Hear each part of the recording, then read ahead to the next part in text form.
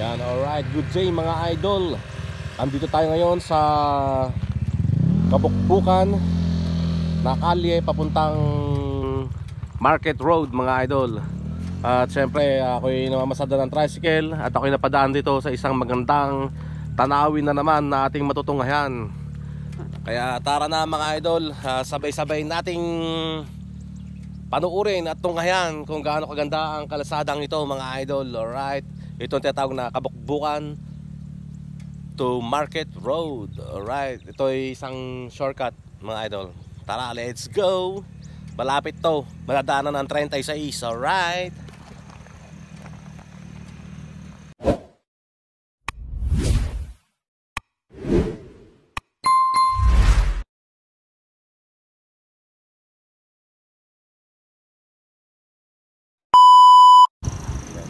Dito sa simentadong daan mga idol, dito sa left side, pag galing ka ng bayan ng Rizal Nueva o Caloocan, ay may mga makikita kang mga creek mga idol na sadyang napakaganda rin mga idol, kung saan kumukuha ng patubig ang mga magasakang Pilipino sa mga tanim nilang palay.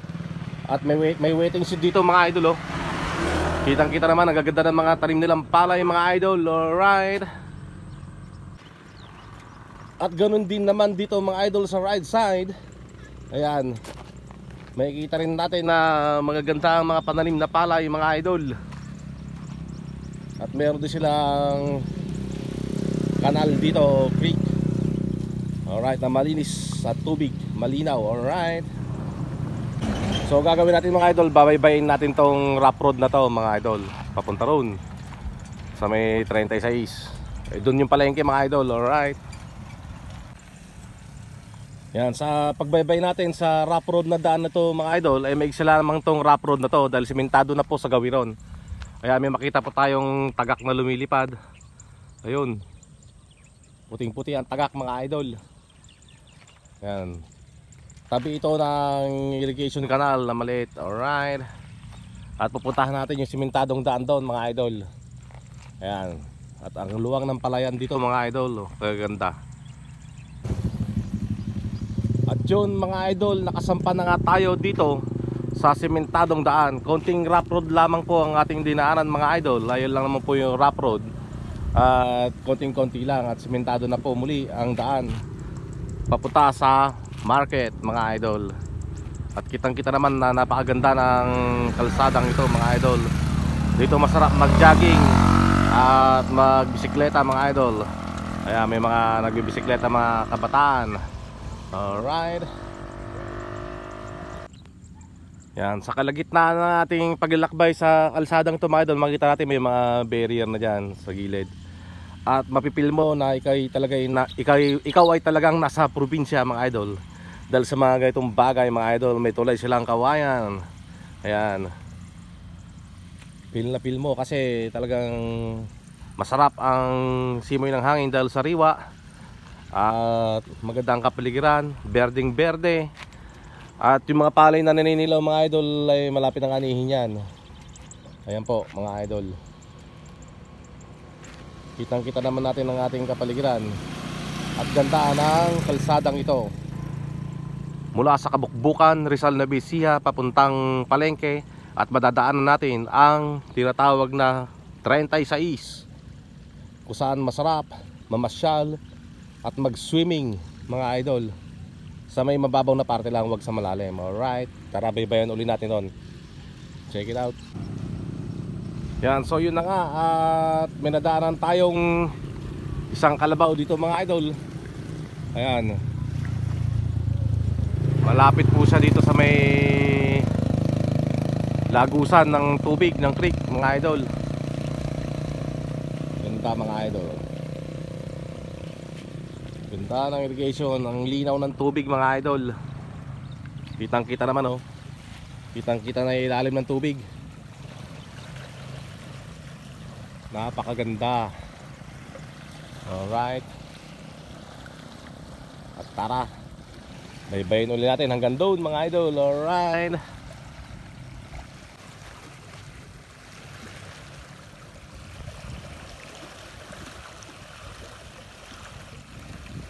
The water buffalo.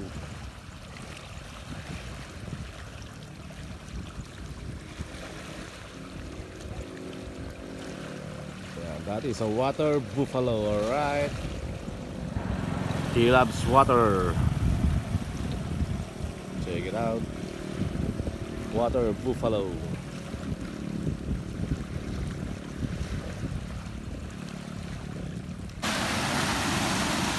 Yan, so yun, malapit na po tayo sa 36 mga idol.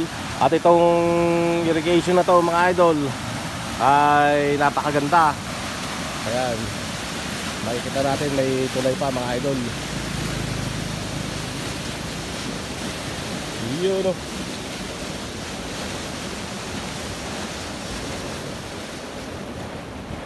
Napakaganda. Grabe. The best of the best of the best. Makitid lang yan mga idol oh. Safe dyan ng bata. Wag lang dito mga idol kasi ito pag na-shoot sila dyan, dito ang labas nila. Dyan ang labas nila mga idol. Kaya mas safe doon sa Gawiron. Alright. Kaya tara mga idol, mamasyal pa tayo. Alright. Check it out. At yun nga, sa haba ng magandang daan na yan, eh narating na rin natin mga idol ang isa sa napakagandang lugar dito sa may tabi ng 36 mga idol.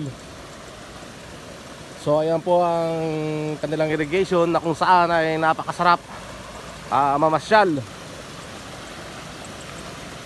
At safe pong maligo rito mga idol dahil hindi naman po ito kalaliman mga idol. Yan, nakita po natin na malinaw ang tubig. Ayan, nagbumula po doon hanggang dito.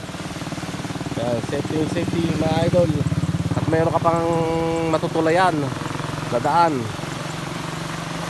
So yan mga idol, ang ganda ng irrigation ng 36 mga idol. Binalikan ko ito kasi dahil napakaganda mga idol. Bukod sa magandang kalsada, maganda ang kapaligiran, at maganda at malinaw din ng mga irrigation dito mga idol. Ayan, kitang kita naman, walang daya. Alright. At yun, narating na natin mga idol lang sangandaan papuntang 36. Ayun po yung drop na malaki ng 36 mga idol, kung saan pinagbabawal maligo doon.